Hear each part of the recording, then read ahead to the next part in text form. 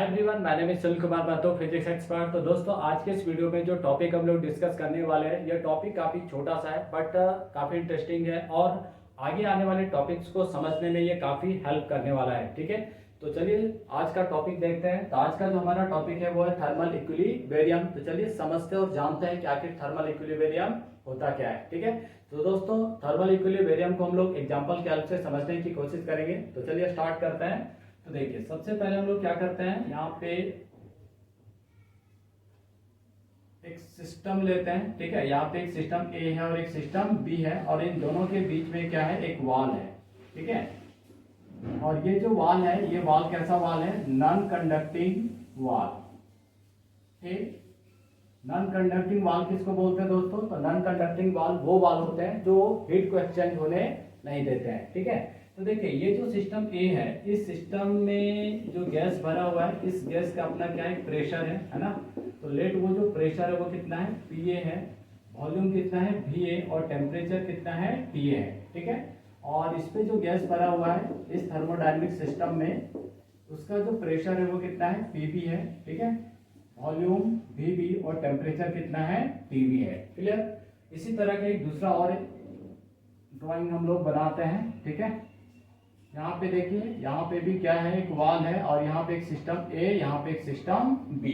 ठीक है, ये दोनों भी क्या है, थर्मोडायनेमिक सिस्टम है और यहाँ पे जो गैस भरा हुआ है इसका भी प्रेशर हम लोग कितना है, तो इसका प्रेशर है PA, volume VA and temperature TA. ठीक है, बट यहाँ पे जो वॉल लगा हुआ है, ये वॉल हमारा नॉन कंडक्टिंग वॉल नहीं है, ये कैसा वॉल है, कंडक्टिंग वॉल। अब ये कंडक्टिंग वॉल का काम क्या है, तो ये हीट एनर्जी के एक्सचेंज को क्या करता है, अलाउ करता है। ठीक है, और यहाँ पे देखिए इस सिस्टम में जो गैस है इसका जो प्रेशर है वो प्रेशर पीबी है ना, वॉल्यूम वीए है और टेम्परेचर कितना है, सॉरी वीबी, और टेम्परेचर कितना है, टीबी है। ठीक है, ये हमारा केस नंबर 1 और ये हमारा क्या हो गया, केस नंबर 2। क्लियर?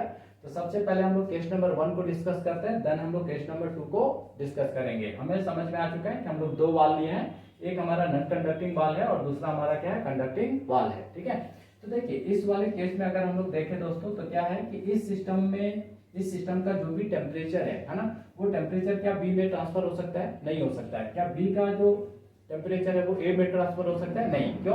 क्योंकि यहाँ पे जो वाल लगा हुआ वाल कैसा है, नॉन कंडक्टिंग वाल, और नॉन कंडक्टिंग वाल जो है वो टेम्परेचर के एक्सचेंज को क्या करता है, अलाउड नहीं करता है।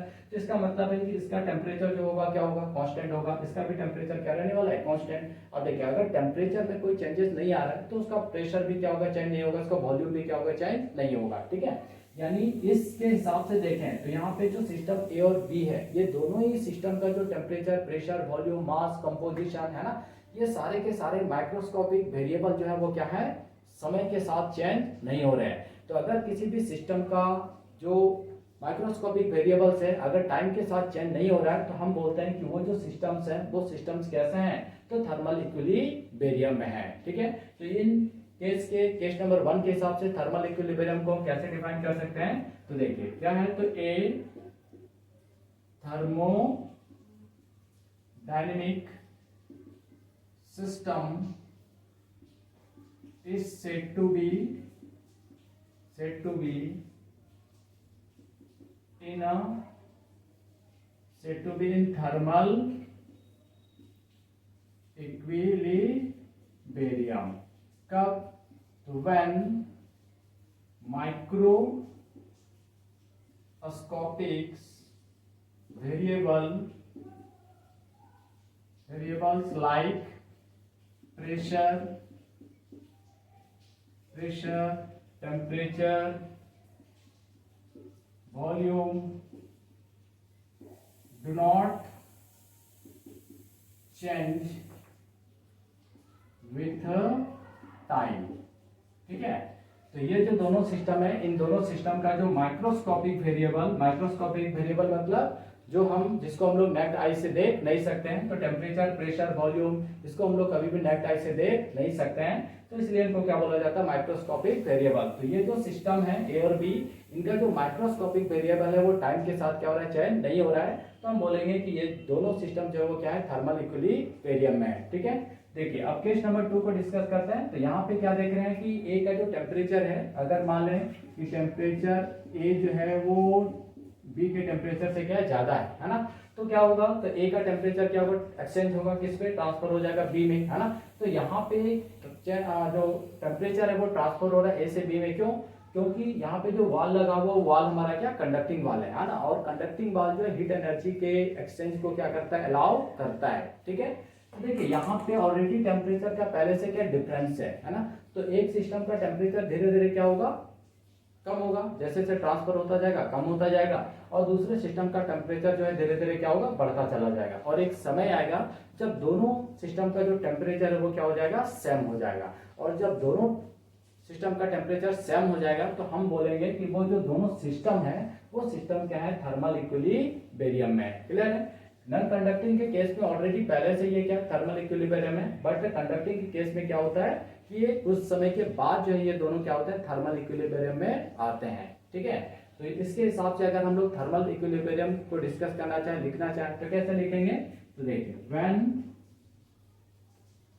Temperature of both systems are equal then both thermodynamic systems are said to be in thermal equilibrium. Clear है, समझ में आया। तो आई होप आपको समझ में आ गया दोनों केस में। नॉन कंडक्टिंग के केस में हम थर्मल इक्विलिब्रियम को कैसे डिफाइन करते हैं, और कंडक्टिंग के केस में हम लोग थर्मल इक्विलिब्रियम को कैसे डिफाइन करते हैं, ठीक है। तो दोस्तों मिलते हैं अगले वीडियो में, तब तक के लिए आप सबको बहुत बहुत धन्यवाद।